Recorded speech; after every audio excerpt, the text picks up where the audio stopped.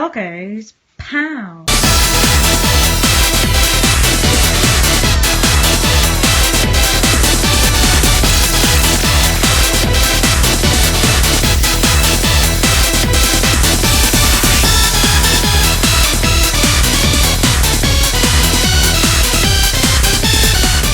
Right, new format alert. Let's have a look at 4 arcade conversions for the MSX computer.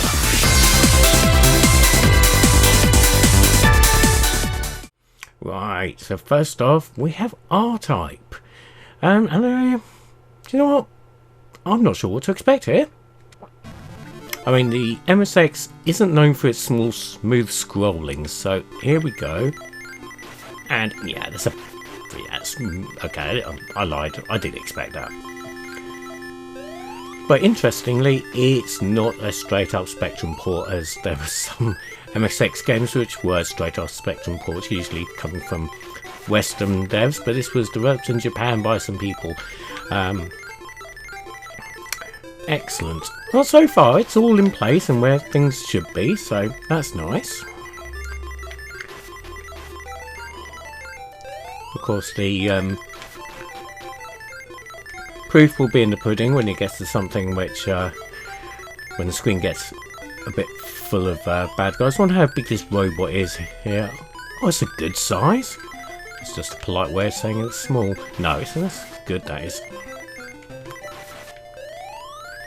But yeah, the scrolling is a little bit off-putting. Not obscene, but a bit off-putting. Oh, that rocket launcher guy's going a bit mad. Yeah, well, there's a lot of stuff going on the screen. Shit! Wow, those gun types are really going at it, and,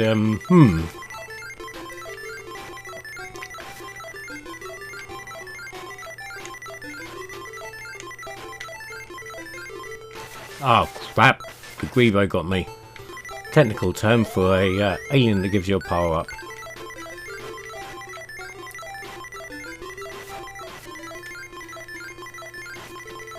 That sound effect for the gunfight isn't particularly nice. It's a bit grating. Seems to be less enemies, generally speaking, in the waves.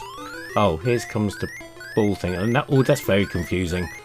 The way it's scrolling and sort of moving one bit at a time. This is not going well, is it? Escape!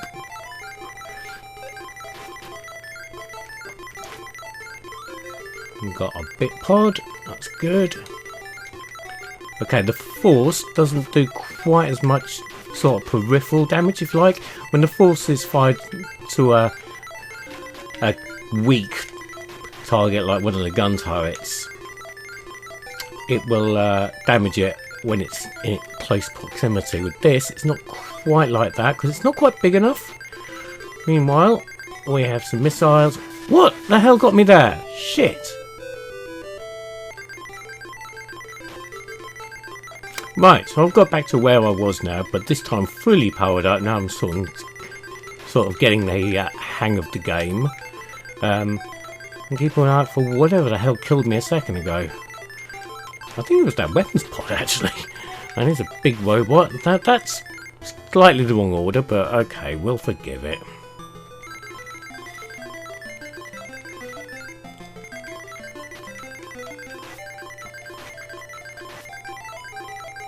Past the great big robot legs always remind me of the Dinobot sludge for some reason, but okay. Right, we'll be getting into the first baddie in a sec. Oh, we've got another big robot thing. And then we'll be getting to the Dobbly Dops, or whatever it's called. I can never pronounce it. Oh, another of those robots. Should be only 2 of them on this level, not 3. Okay. Alright, here we go. Looks nice and big.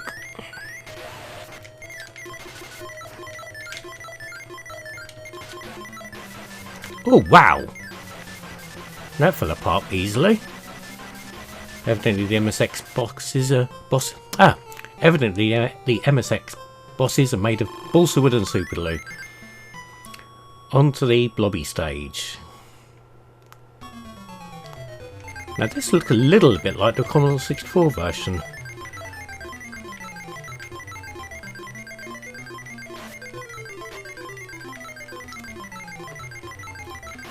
I wonder if the lobster thing's going to be visible. Oh, that's weird.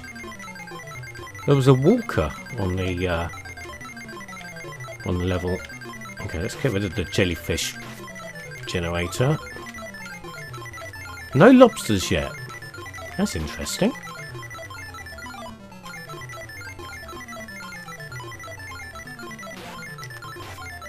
Well, I think there was one coming out the ceiling there, but I destroyed it. There we go. They're coming out now.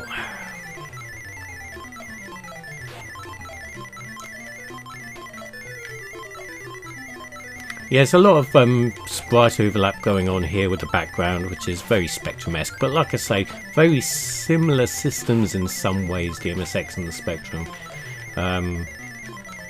Same processor maybe, I don't know. I don't do tech stuff.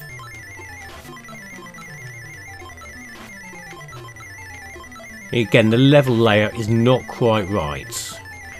It's a little bit off.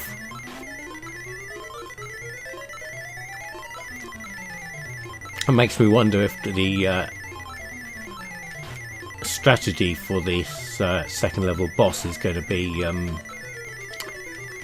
something I'm used to, or I'll try doing it and I'll die instantly. I'm sure we'll find out. Alien Lobster Thermidor. Here comes the snaky thing. Following roughly the right pattern, but oh, again it's a lot smaller.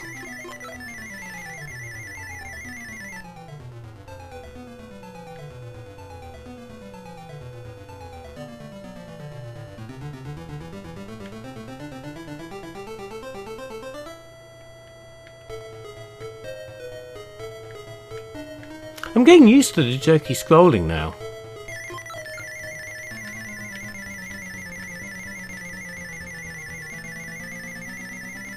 I'm going to go straight into it.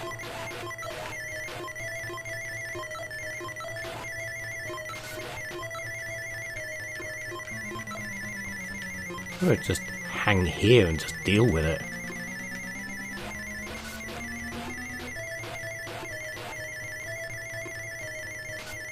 No, it's coming too close.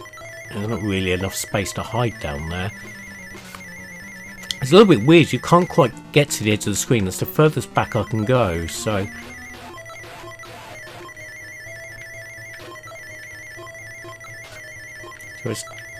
It's deceptive about how much space you've... Oh, shit sticks.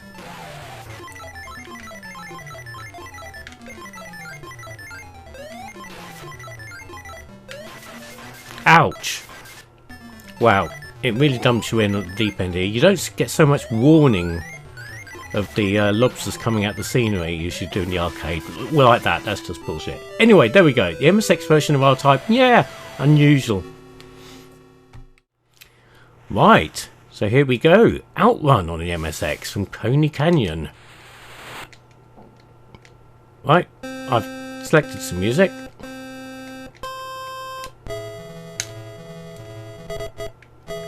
Oh, okay. Gear shifts on the up and down. Oh, that hill! What's going on there? This is automatically reminding me a bit of the Game Gear version. I was sort of expecting more Master System vibes, but... Oh, okay.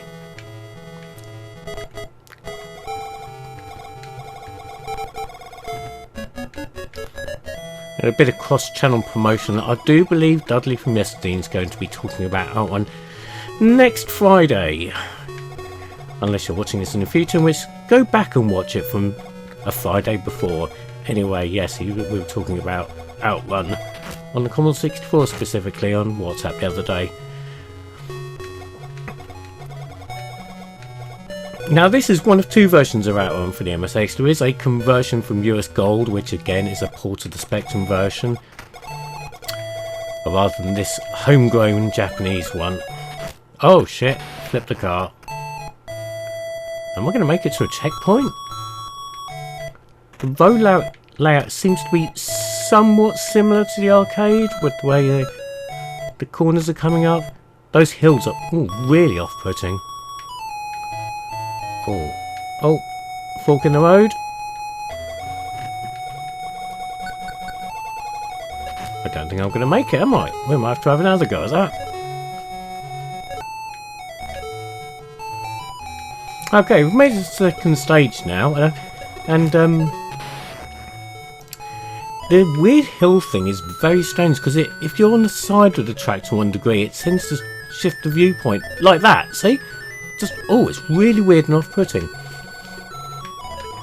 Very strange. I've also noticed there's only really green cars on the road. And I've just realised I hadn't changed gear. Rookie blogger mistake. I've done that before, as you know. But yeah. Oh, blimey. That's weird. It's also doing the same thing as the Master System at this point, where you can't control the movement of the car rather than the road, if that makes sense. Because I'm not moving the viewpoint here. And then when I come out of the tunnel, I am. Which is weird. But okay, fair enough.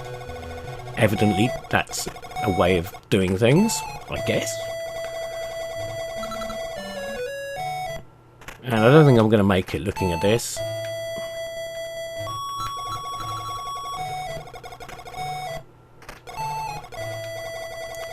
No, definitely not. Yeah. And that's the overseas road layout. Oh, rather than the Japanese one. Interesting, but yeah, it's I'm a little disappointed in some ways, but sort of expecting it in others.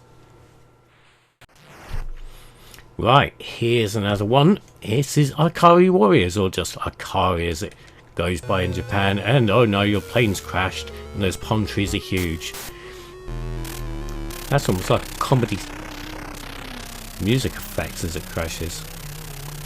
So, okay, first off, it looks the part, sort of. The man looks a bit odd, but the backgrounds are nice. And you've got lots of room to move as well. The arcade version of Ikari Warriors is a vertical orientated screen, which means things are very, very busy very, very quickly. And the bodies stay on the ground. How far back do we go? That's a long death sequence. I mean, seriously. Oh, you just get up. Okay. I can't remember what half of these icons do. I've got red bullets now.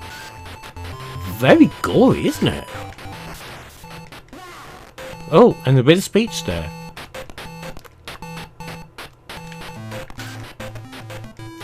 I can't believe all the bodies stay on the ground. That's hilarious.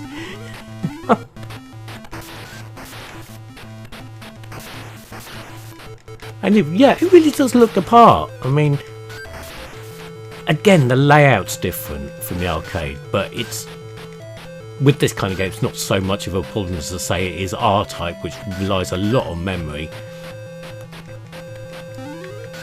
One thing you can't do is lock your gun in one position, which obviously was quite a thing in the arcades with the rotatory joystick shenanigans.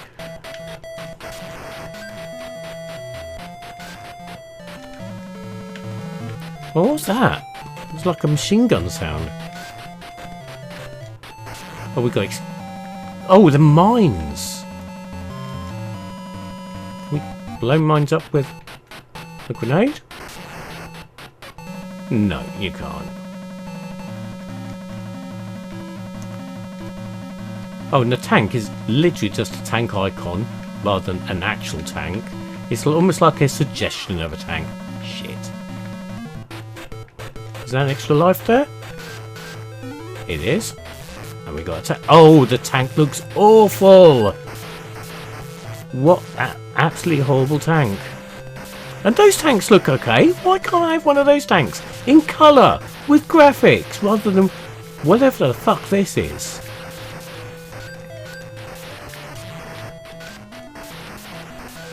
I think the F's are fuel for the tank, I seem to remember. I can't see an on-screen thing for the fuel gauge, but these missile things are really wrecking the opposition, aren't they? Wow. and they appear to be unlimited, but I am running out of fuel, so I'm going to have to get out the tank. Yep, we're out the tank.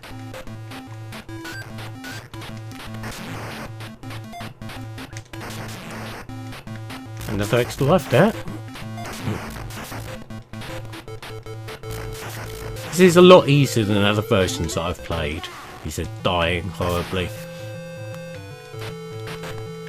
Have I got an infinite lives cheat on? I don't know, well, I just picked up another life, didn't I? Onto a rope bridge. That guy's just going to run straight past me and let me shoot him in the back. Yep, doing some proper running gunning here. More running and gunning. It's almost like that's really what the genre is called. Now, Cobra is one of those games which shouldn't have bosses as one huge continuous level.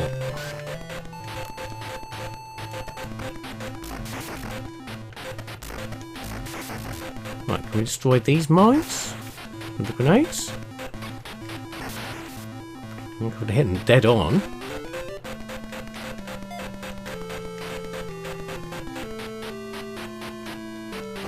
Oh wow, okay, fine. Well, we got explosive. Well, grenades with a radius now. What does K do? Is that special K? Crunchy nut, special cornflakes? I don't know. There's another extra life there. Yeah, it's giving me a lot of lives. I'm not entirely sure this is correct.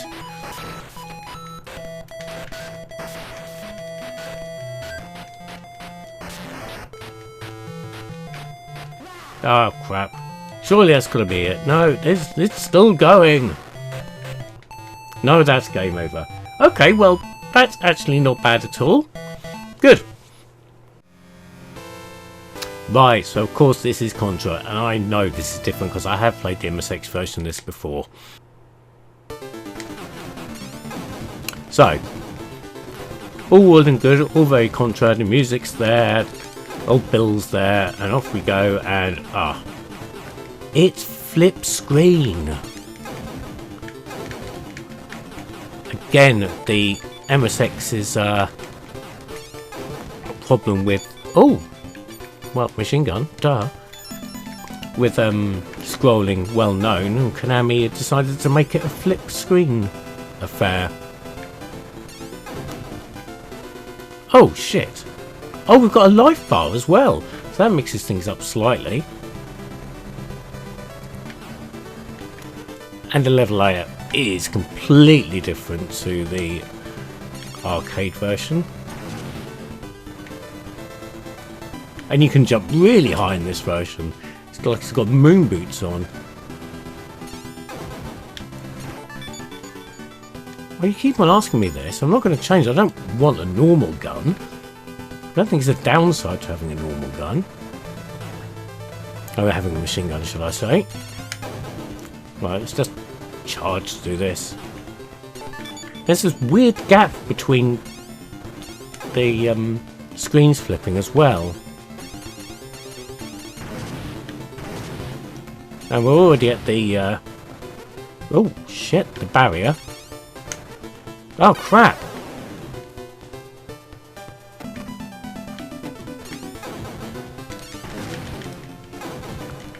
Doesn't look quite as nice as the arcade version, but yeah, okay. Let's see what it's like inside in the tunnel section.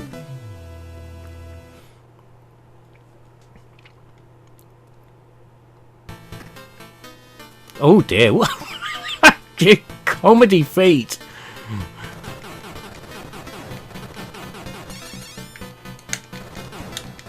Oh, this is awful. This looks absolutely dreadful.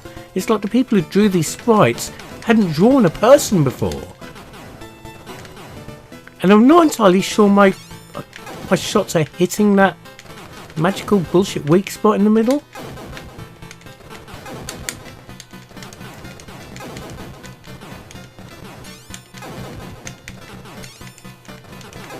And the controls have actually got stodgier. It's almost like this bit was programmed by a different team that did the horizontally scrolling bits.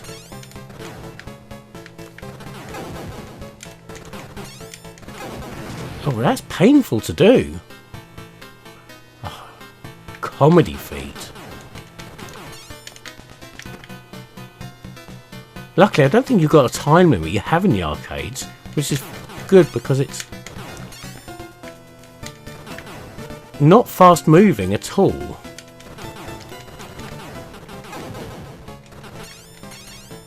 Right, we're on to the last barrier of the corridor section.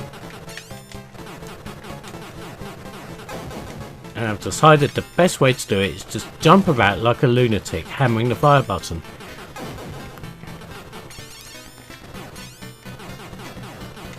Oh, you can jump high by holding the button down, so that's something.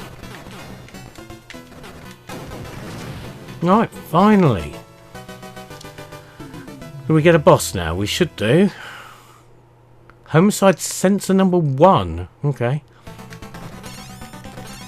Yeah, so this is a sort of variation on the first stage boss of Contra, but again, it's all widened. It's supposed to only be 3 gun turrets along the top, but now there's 4, so shit.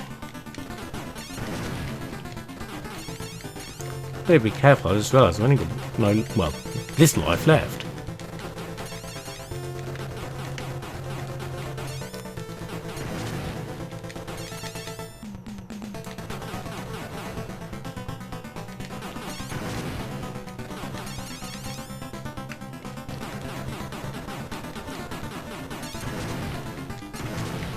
Right, and now the core thing.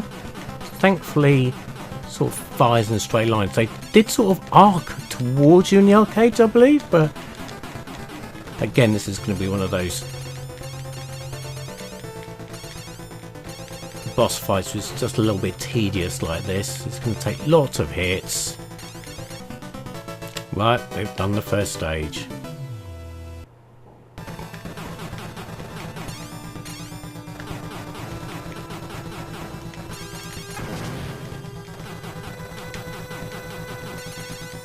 I mean, the background graphics are really nice, really well shaded, remind me of the Amstrad version, but the sprite work varies from okay to absolutely dreadful. I mean, look at that diver coming out there, that's dreadful.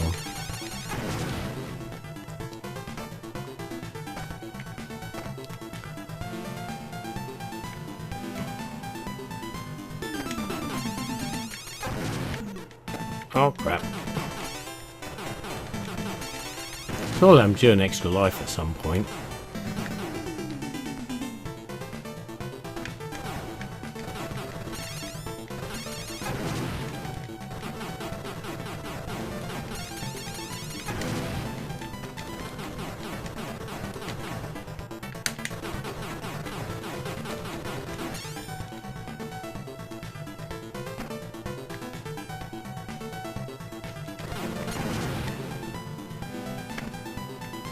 Now that weapon was at the top of the screen, and of course being flipped screen, I've now lost it. So I'm not entirely sure how you're supposed to get that weapon, because any time you go near the top of the screen, it'll just flip to the next screen and you'll lose it. That's weird.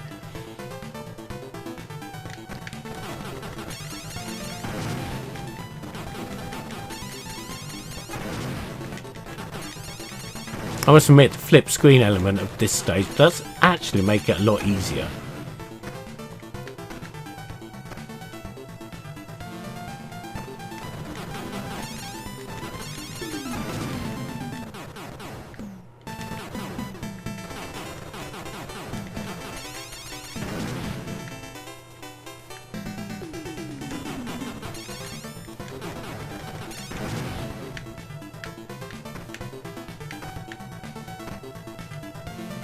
Right, the gateway thing here, which, yep, does that. This is less frantic than the arcade version.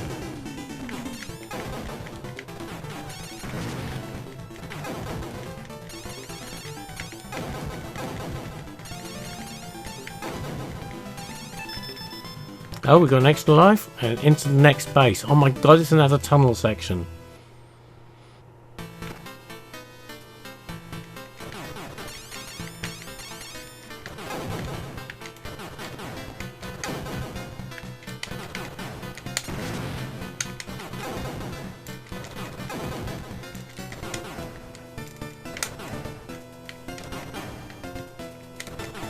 Yeah, this is getting just really tedious now. In fact, let's have a bonus game. Welcome to bonus day. Right, here we go. Super Cobra. Obviously, picked this for obvious look, helicopter, obviously. Now, one thing I really was interested to see is how it dealt with the scrolling on a game that wasn't quite as demanding as RType. And the question is, yeah, it still sort of deals with it in the same sort of way. Pretty rudimentary scrolling. Now, obviously, if you watched my video last week, you know, I touched on Super Cobra last week when I was talking. Well, I wasn't talking. The stupid, sexy AI bot was talking about it. Get my AI name out of your fucking mouth. And it is essentially a scramble, isn't it? In different clothes. And I'm always partial to a good game of Scramble. And this is alright, isn't it? I mean, I have played better versions of Scramble. And, you know, this is okay. But I just wanted to pop a quick go on it in there just to see how it was. So there we go, 4 MSX games and a bonus. What did you think of them? Comment below.